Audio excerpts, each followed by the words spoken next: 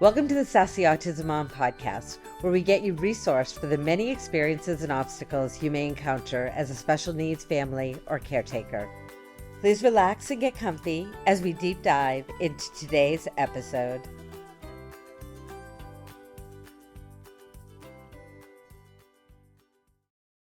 Hi everyone. So today, live from Texas, I have a friend of mine. Her name is Marianne Hughes, and she is with Special Transitions Family, and I probably messed that up, and she's going to correct me, so it's perfectly okay. But I love what she's doing. She's helping families like ours. Helping them with the transition process of divorce, which unfortunately, because of the rates in special needs families, they can be really high, including myself. So, welcome, Marianne. I'm so glad you're here to join us. Welcome to our show. Thank you, Stacey. So happy to be here. And yeah, special family transition. So yeah, close. But yeah, definitely I'm all about family, all about special needs, and about all kinds of transitions. So any word, any combination, it all works for me. I love it. I love it. Yeah, and I just want to jump right into the interview. I'm so glad you're here, and I really just want to get as much information out to families as we possibly can. So tell me, I always like to know about a little bit about the backstory of, how you got into this and why. Sure. Well, I can't say I planned on becoming a divorce coach when I was young. What happened was I'm a mom of two kids on the autism spectrum. And I was married for 21 years, thought things were going fine, and certainly ups and downs like any marriage and challenges in raising kids with special needs. But after 21 years of marriage, found myself facing divorce. And so it wasn't something I saw coming or expected, but I knew I had to get through it so that I could help my kids get through the process and be successful and have a good life after. And so I spend my energies trying to figure out what to do, how to get through divorce, not just the emotional side for me, but also how to find people that were going to help me understand what I was going through and help me advocate for my kids. And so it took me a lot of time, money, and effort to get there, but I finally did get a good result for my family. And so I decided I didn't want all that energy to go to waste, that I went through everything that I learned. So I decided I'm going to help other people going through this. Like you said, there's a lot of people who are affected by this. It's a very high rate of divorce, more so than people with neurotypical kids. And so I decided, okay, I'm going to make it my mission to help these families. And so I started Special Family Transitions and became a certified special needs divorce coach. So I became a divorce coach first and went through all kinds of certifications. And now I'm honored to be the currently only special needs divorce coach who's just specifically focuses on special needs families and helping them through the challenges they may face before, during, or even after divorce.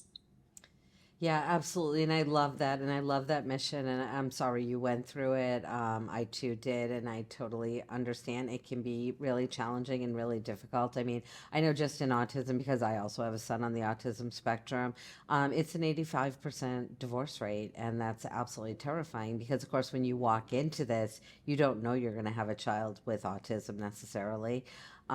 Because it's not tested as other things are during pregnancy. And yeah, it completely changes your life.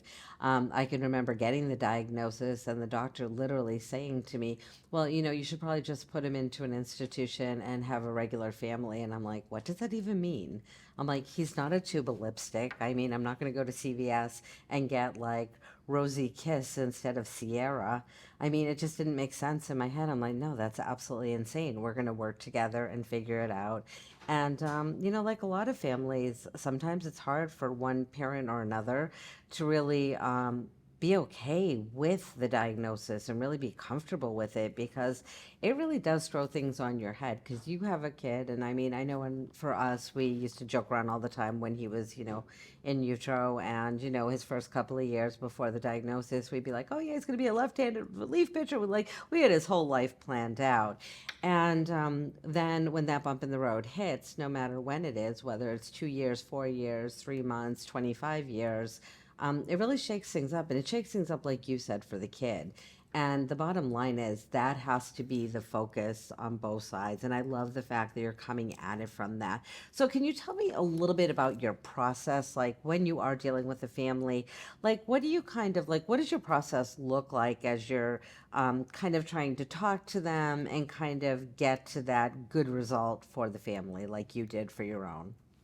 Sure. So the first thing I do is someone will reach out to me or find me somehow, whether social media, in person, to refer, whatever it might be. I'm still trying to get out there. A lot of people don't know that my kind of service exists. Mm-hmm. They don't know about divorce coaches in general, and then much less special needs divorce coaches. And so when I make that connection with somebody, I have a consultation with them to understand what it is their challenges, what it is they're facing in their process or divorce, and what their goals are and what they're needing help with and how I can help. And then, so then if you become a client, then I will, and it works differently with every person depending on their situation. And typically I work with one parent. Usually it's the mom who reaches out to me. But I've worked with dads, but I also can help both families if they so desire, both parents, to be able to work together and, like you said, put the child first and kind of come up to agreements there. I've become also a mediator and a parenting coordinator, so I'm able to do that and offer different perspectives on the situation as to how to go about and how to help the family. And so, yeah, so it may be as little as one session that people might have with me, and it may be multiple. And I offer so much information just on social media as well that is out there for anyone to kind of learn some things and kind of get started and figure out, if I'm a good fit to work with, or kind of get them started in the process. Let them know they're not alone and there is help out there. And I even created like a little mini courses to get people started, to say, okay, I took my best tips and it's like, here's what I would share with somebody. Right. Right. Right. And so that's there. But yeah, so most people come to me probably during the divorce if they're having a lot of conflict or not sure what to do, or they're not sure if their attorney is understanding their situation, because a lot of family law attorneys, I mean, they're there to represent you and get you the best result. But if they haven't really had a lot of experience with special needs, then some things may not be addressed, and you want to be sure to address those as part of the process, rather than going back later, incurring more legal fees, or having to renegotiate with your ex-spouse about some things, whether it's financial or co-parenting or whatever it might be. So the more you can do up front and have someone like me or find resources to help you think about what those things might be, then you'll be in a much better position to support your kids now and later as well.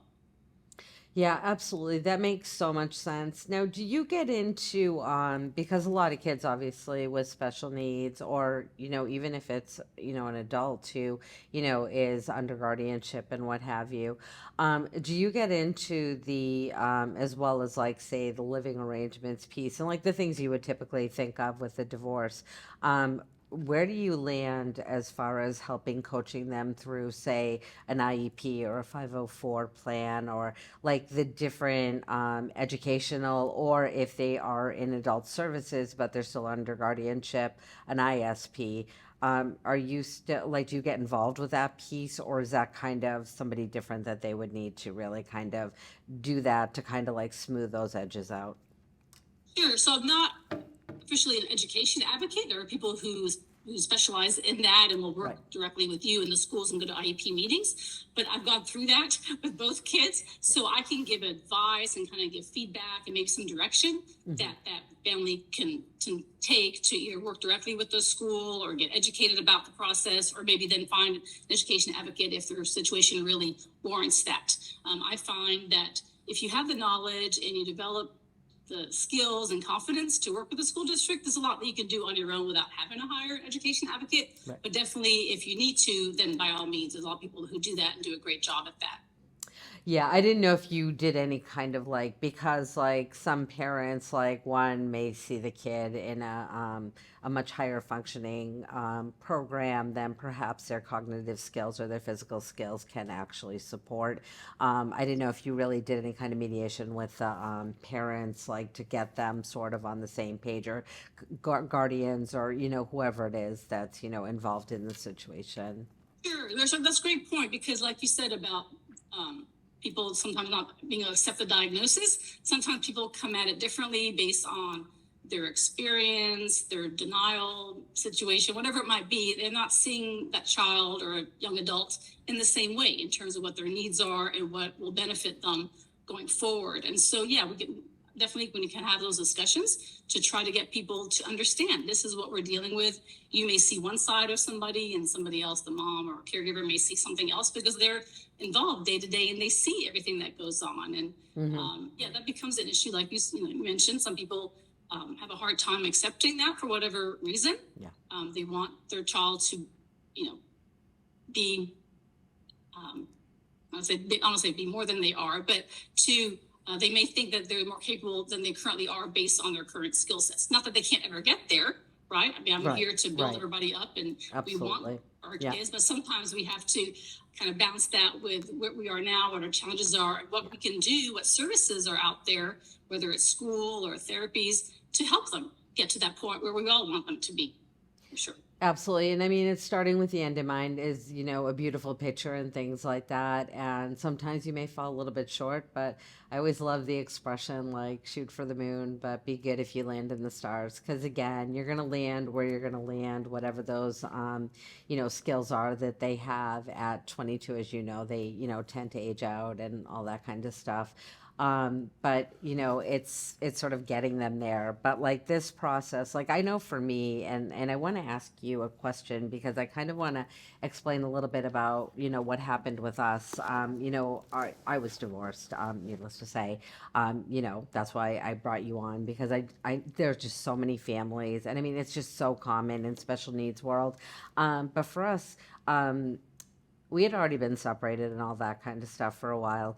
And we got to the point where he turned 18. And I went for guardianship because he had been living with me. He didn't go to his dad on the weekends. When he was younger, we'd go out to dinner, all that kind of stuff with him and things like that. And then he moved out of state, which I mean, I know I'm giving way more information probably than I need to.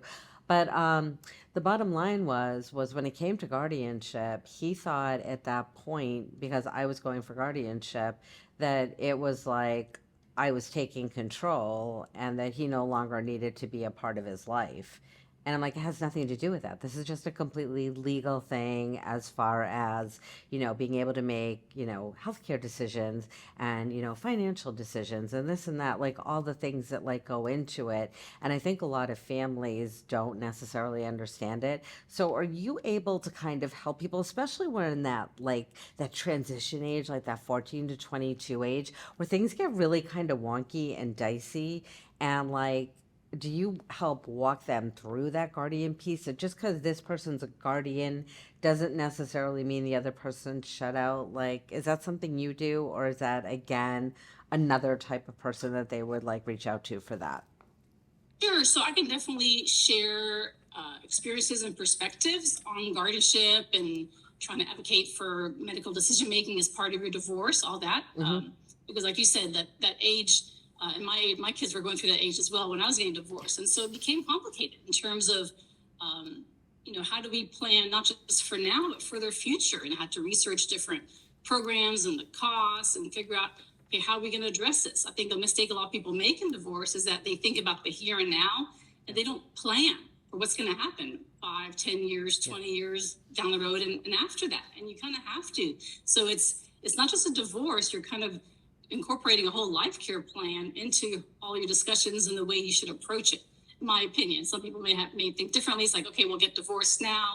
When they're 18, we'll revisit that. Well, I mean, you can do that, but then you got to go through a whole legal process. A judge may or may not then grant you additional child support depending on your state and situation. So it becomes complicated for a lot of reasons. And I'm not a lawyer, so I don't give legal advice. Right. But I can definitely share different ideas with you about how to co-parent effectively, about guardianship, what that might look like, about how to either share decision making or have one person, like you said, be the one who's actively involved. Not that we're trying to cut the other person out by any means. We want to consult with them. But at the end of the day, especially if you have different ways of looking at things, there's somebody who has to be able to make that decision, who's going to be there day to day supporting that child and implementing those strategies. And so, yeah, sometimes you got to I guess you can do like a third party tiebreaker, but you really want to put your child's fate into a doctor's hands or a judge's hands or Right. some party. So it's best if one of the parents can do it. Ideally, if both can agree, that's great. But if not, yeah, I mean, I think it's probably simpler to have one parent after consultation be the decision maker for those medical educational type decisions for sure. Right. Yeah, no, 100%. Now, I did hear you say a little bit further back, and I love what you're saying is, you're there to kind of bounce ideas, help out as much as you can. And I know you did say, depending on your state and things like that. So as a coach, you're able to quote cross lines because you're not acting obviously as an attorney or anything like that. So how like do a lot of your clients, do they come from different states, or are you mostly just within your state? Yeah, so I'm in Texas, but definitely I have clients all over the country. And so, and because like you said, I'm not an attorney. I don't give legal Hmm. advice. I'm not a therapist. I don't need to be licensed, and so I don't give therapeutic advice. I'm not a Correct. counselor Hmm. as well. But I kind of um, can take those perspectives and see how they apply in your situation, and kind of discuss that with you, and have you maybe go back to those other professionals, and be more prepared. Have some questions for them.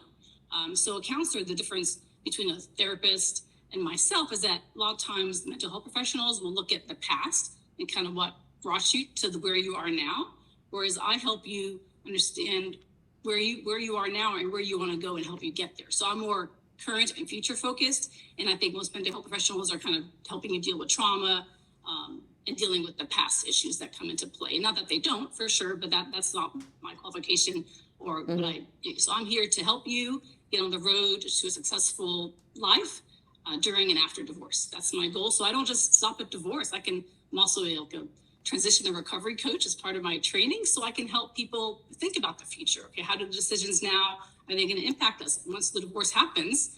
Even though it may seem like it takes forever, it's a finite process, and divorce will end one day. Some people sooner, some people later, but it will end. And then what happens, right? What do we do for ourselves, for our kids, and to hopefully maintain or create a good co-parenting relationship as best we can? Now, what are some of the things you do to help people? Like, do you have them reach out to each other, or is it co-facilitated with you when you're kind of trying to help with that co-parenting thing?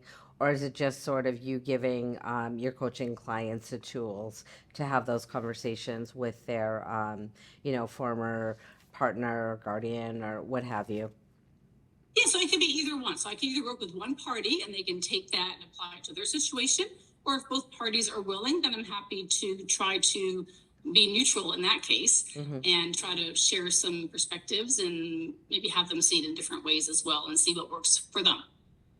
Absolutely. And how do you incorporate more of like extended family into when you're doing that transition planning kind of piece for, afterwards? The grandma on the other side that isn't the custodial parent, or the aunt or the cousin or whoever that still wants to have relationship with with the child or adult. It can be a little tricky with extended family. Um, I will say, depending on your situation, if you have a good relationship with your in laws and they continue to be there, that's great. Sadly, a lot of times I find the in laws distance themselves and will side with one parent over another, depending on who their child is, right? Husband or wife. And sadly, then the child suffers when that happens, right? And so ideally, um, we find a way for those extended family members to still be cordial and have some sort of open relationship. It might be professional, might be more distant, but at least keep in contact with that other parent so that they can continue to have a good relationship with that child. And it could be that the in-laws or whoever may see that child during the other parent's parenting time. And sometimes that happens, but sometimes it doesn't. And so I know it's hard for my kids when the in-laws, chose not to stay in touch. And so definitely we're always open to that, and I encourage that. And actually, now my kids are going to go with their dad and visit the extended family, which is great because definitely I'm very family oriented, and that's my hope that they can have a close relationship with all family members. And even on my side of the family, we're going on vacation and they're visiting some new family members that are out of state. And so, yeah, I would encourage, if you're a family member of someone going through this, I know it's hard not to, but don't take sides. Look at the situation, be there for both people, because there's a sense of betrayal and loss if for some reason that relationship is cut off when maybe you had a close relationship with your daughter-in-law or son-in-law, whatever it might be, and it's not there anymore. And that's kind of sad for everybody, especially for the kids. So everything I do is centered around what's best for the child and how can the parents work together to support that child, whether it's emotionally, through school, financially, whatever it might be, but also how can the other extended family members help out. Maybe they can provide babysitting support or respite for those parents who are going through a lot during divorce and sometimes may need a break or just need time alone or to have time with that grandchild or whoever it might be. So definitely, I would say, yeah, definitely it's important to have a good situation. I know it may be hard to broach a subject sometimes, but yeah, I find that most families would prefer to have the in-laws as long as they're being cordial and not bring anything negative, to be hopefully neutral and be there for the kids.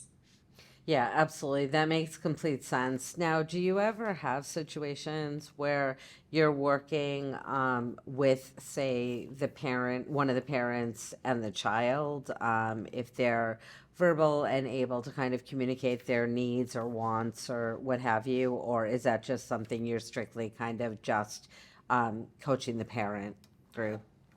Yeah, I've just been coaching parents, but if somebody wants to bring in the child for a conversation, then I'm definitely open to that. I'm not trained in that. Like I said, I'm not a educator, I'm not a Right. psychologist, but definitely I'm happy to share some ideas. One thing I did create, and it depends on the level of ability and functioning of that child, but to break the news to my kids and to help them through the process, I created a social story. And a lot of people who are kids with autism may understand Yeah. what that is. And so, because I was trying to find people, professionals, to help me, how do I share this with my kids? How do I help them through the transitions? And I had a really hard time trying to find somebody who had that knowledge and expertise. And so somebody finally said to me, Marianne, what do you do when you're faced with something new that you need to introduce to your kids? I'm like, well, I create a social story when we go traveling, we go on vacation, something new, so they know what to expect. And so I created that for my family. And so I would encourage people to try that in their situation too. And I even created a video about that.